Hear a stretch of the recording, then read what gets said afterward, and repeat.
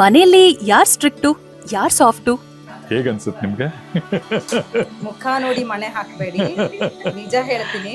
ನಿಮ್ಗೆ ನಮ್ ಇಬ್ರಲ್ಲಿ ನೋಡಿದ್ರೆ ಯಾರು ಸಾಫ್ಟ್ ಅಂತ ಅನಿಸ್ತಾರೋ ಅವ್ರು ಆಪೋಸಿಟ್ ಕ್ಯಾರೆಕ್ಟರು, ಯಾರು ತುಂಬಾ ಜೋರಾಗಿರ್ತಾರೋ ಅವರು ಮನೇಲಿ ಇಲಿ ಬೀದಿಲಿ ಹುಲಿ ಅಂತ.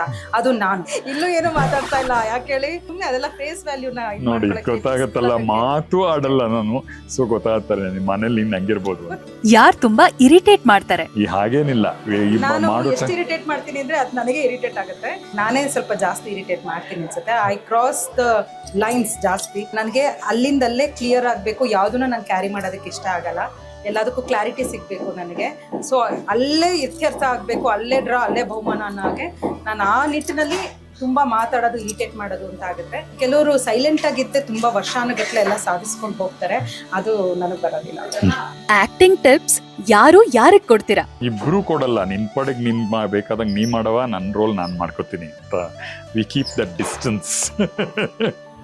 ಆಕ್ಚುಲಿ ಆಕ್ಟಿಂಗ್ ವೈಸ್ ಅಂದ್ರೆ ಪರ್ಫಾರ್ಮೆನ್ಸ್ ವೈಸ್ ಸುಮಾರು ಸಲ ನಾನು ಅವ್ರಿಗೆ ಟಿಪ್ಸ್ ಕೊಡ್ತೀನಿ, ಅಂಡ್ ಡೈಲಾಗ್ ಡೆಲಿವರಿ ವೈಸ್ ಇವ್ರು ನನಗೆ ತುಂಬಾ ಟಿಪ್ಸ್ ಕೊಡ್ತಾರೆ.